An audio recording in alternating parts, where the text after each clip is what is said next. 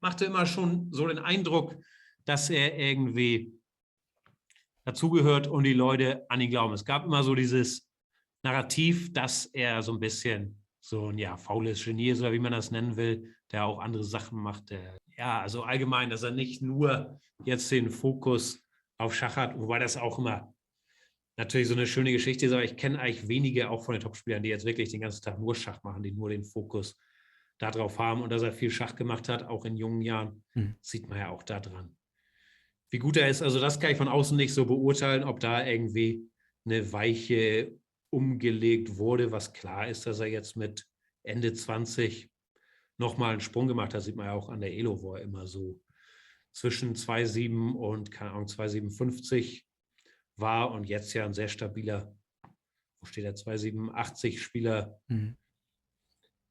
ist. Ich weiß nicht, ob die Zahl genau stimmt, aber dass er da nochmal den Sprung gemacht hat und den sieht man auch, dass da, ich glaube, mehr Arbeit reinfließt, dass er in den Eröffnungen stärker ist, dass er ein bisschen stabiler geworden ist, dass seine Ausreißer nach oben stärker sind als die Ausreißer nach unten. Woran das genau liegt, ob es einfach die Erfahrung ist, das Alter oder dass er sich jetzt gesagt hat, okay, jetzt will ich es nochmal richtig wissen, kann ich schwer beurteilen. Er glaubt halt an sich und seine Stärke. Das kann sich vielleicht manchmal rächen, wenn es nicht so läuft und er dann nicht so in diesen Plan B umschaltet, jetzt nur noch, keine Ahnung, jede Partie Russisch oder Berliner Mauer und Tight spielen. Das hat er vielleicht manchmal auch diese Einbrüche, das weiß ich nicht genau. Aber grundsätzlich ist, glaube ich, sein Selbstvertrauen gepaart mit diesem einfach rohen Spieltalent eine große Stärke, dass er dieses Sicherheitsnetz jetzt nicht unbedingt braucht.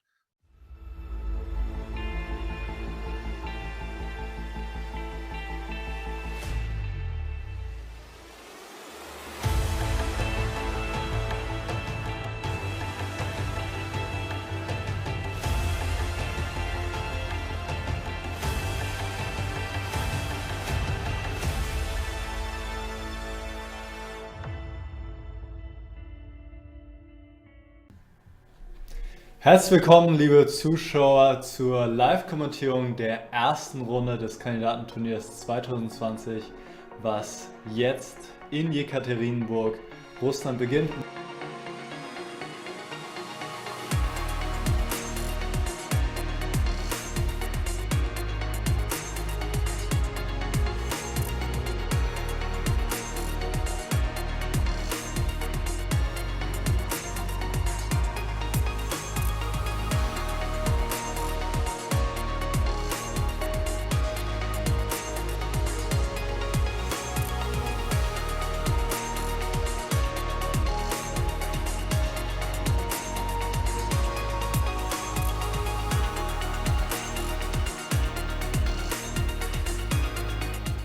Nepo, ja, da hatten wir uns ja gestern gefragt, ist jetzt diese erste Niederlage, ist das der Anfang vom Einbruch, aber dadurch, dass jetzt die Pause kommt, ist das für ihn eigentlich wunderbar. Also es wird jetzt nicht der Einbruch folgen und er hat dann nochmal ein weiteres Turnier mit 7 Runden.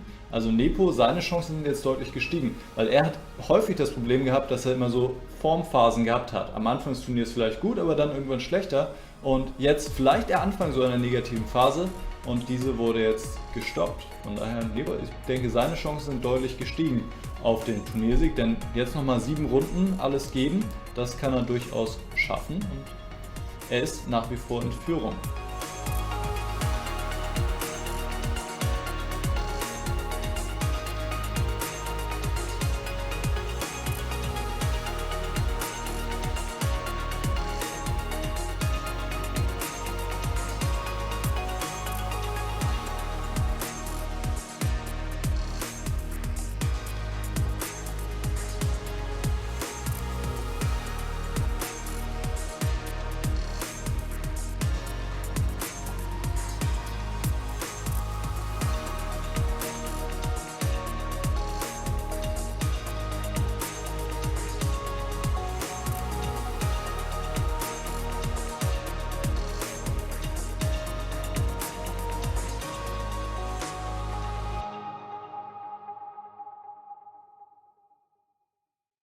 Now, Magnus, Jan and you are the same age. You've grown up together. You've played your championships. You've worked together. You've trained together. You were speaking about your experience playing training games with Vishy. Tell us a little bit about training with Jan, because stylistically, completely different players. Yeah, you're absolutely right. It's been very interesting to play against him. Jan is somebody who plays very, very quickly. It's extremely strong at tactics, can be very, very strong even in simple positions where you can just spot some little tactics. But he has a problem that he can play a little bit too superficially and lose focus. But yeah, certainly for me, it's been very interesting to play him for many years, since he's somebody who can definitely outplay me. And okay, the last thing I would like to ask you, what do you think about now Jan's chances in this World Championship match, and what is your assessment?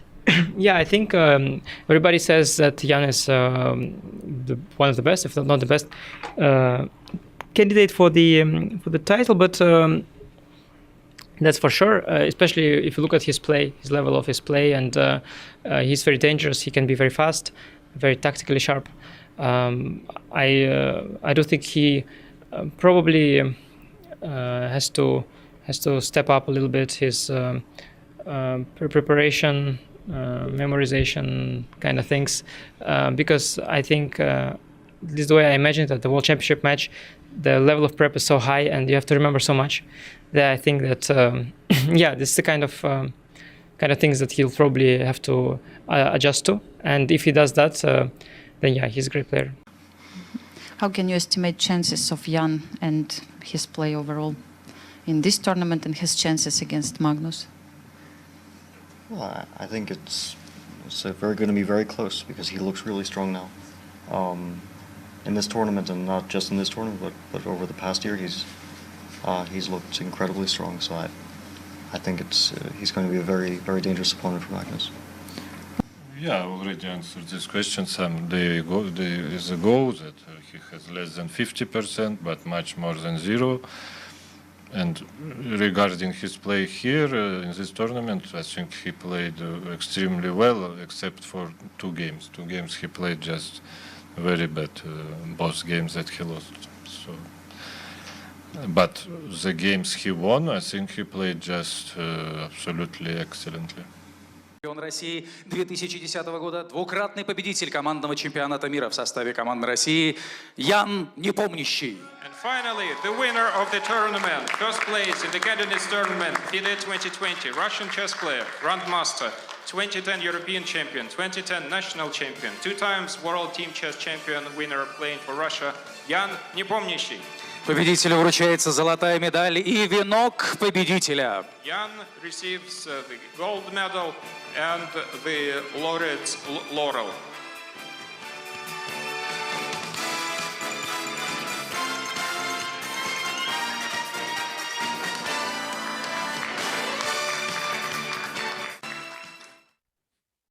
Also die 2 Jahre, die waren, glaube ich, für uns alle schwierig. Also egal wie einer dazu steht, ja, was in den 2 Jahren geschehen ist, leicht war das für keinen. Ja, und das Kandidatenturnier war ja was Besonderes. Ja. Und was Nepomniachtchi angeht, er ist natürlich kein sehr stabiler Spieler. Er ist Weltklasse, aber stabil ist er nicht. Er ist imstande, fast perfekt zu spielen. Das haben wir ja auch gesehen.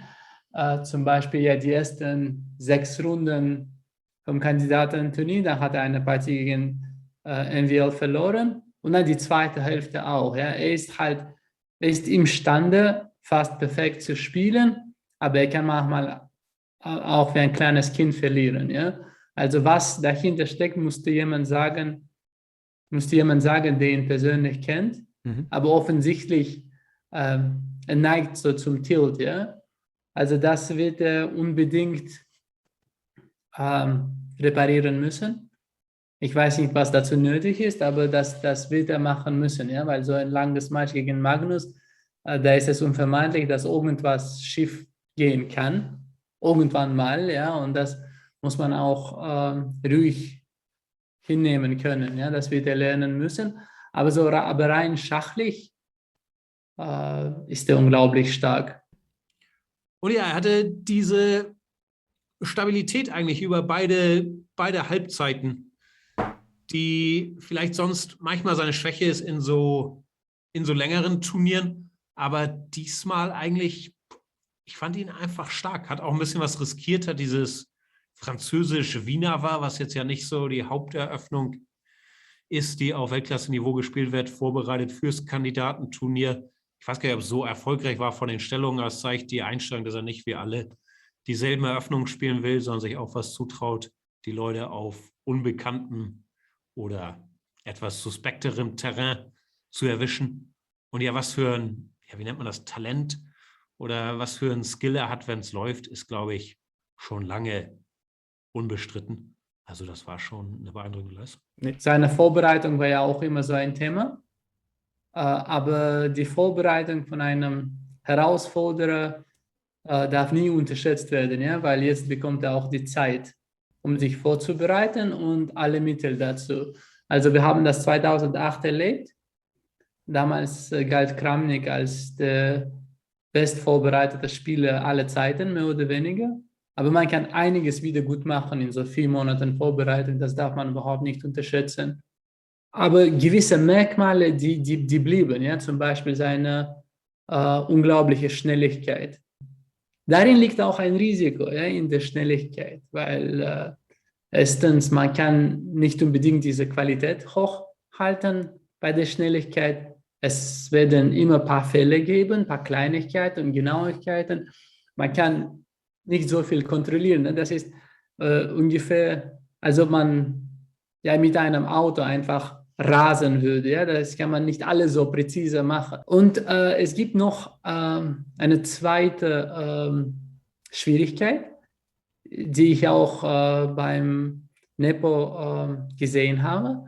Eines Tages, er spielt ein Turnier und er fühlt sich zum Beispiel erfüllt oder er spielt gut.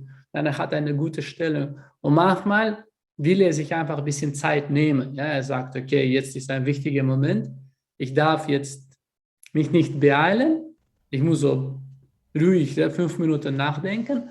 Und dann manchmal stellt sich raus, dass er das nicht wirklich kann.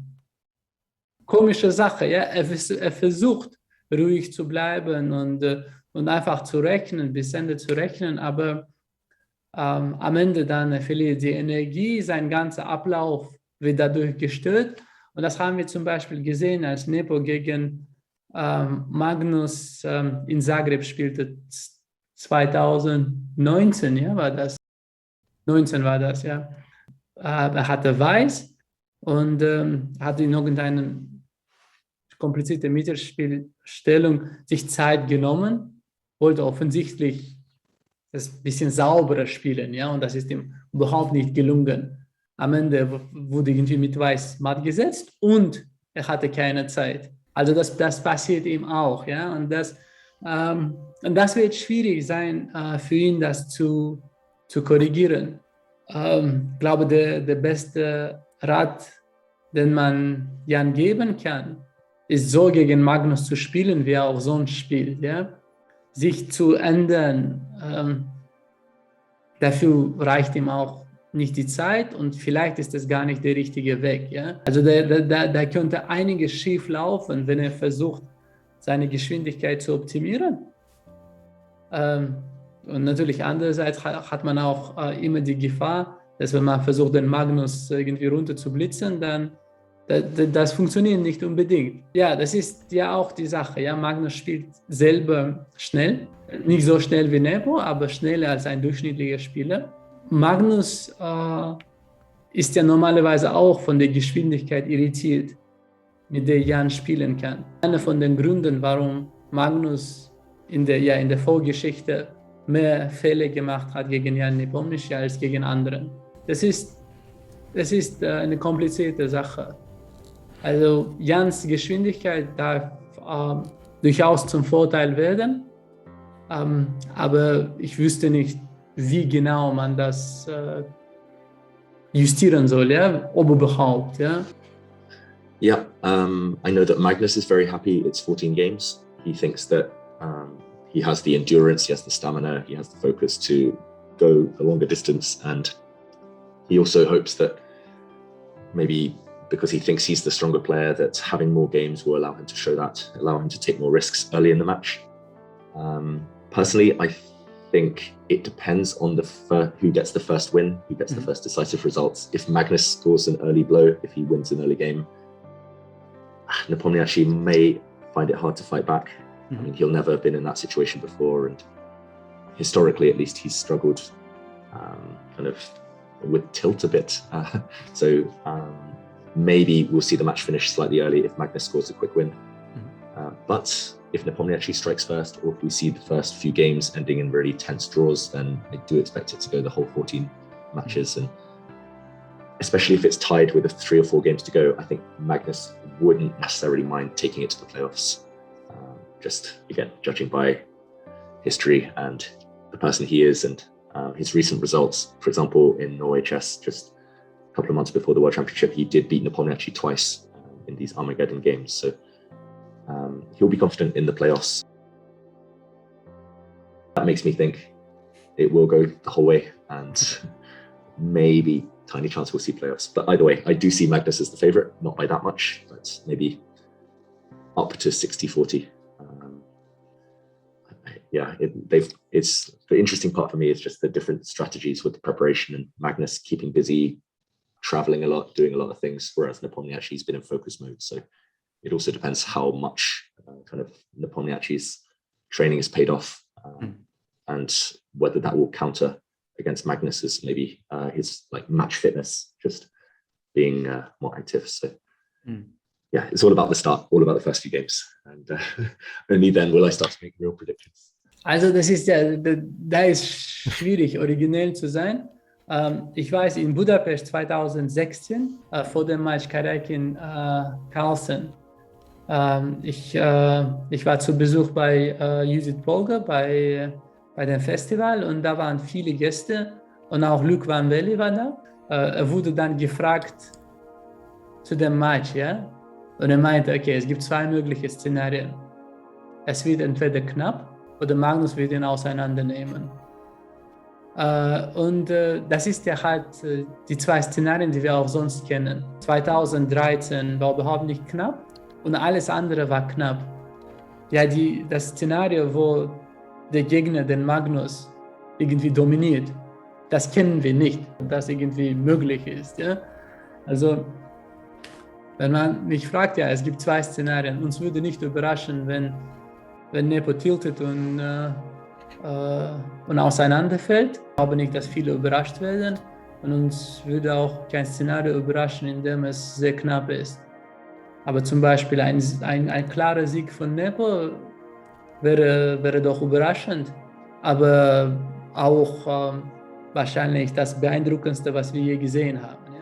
Okay, aus meiner nicht völlig unparteiischen Sicht in der Play Magnus-Gruppe würde ich mir natürlich wünschen, dass das ein dominanter Sieg für den Weltmeister wird. Könnte mir aber auch genauso vorstellen, dass das eine lange, enge Geschichte wird. Ich finde es super schwer, da im Vorhinein was zu sagen, weil, wie gesagt, jedes Match immer so viel Kleinigkeiten, er gewinnt die gute Stellung nicht oder fühlt sich da nicht gut, was auch immer, da eine Rolle spielen können.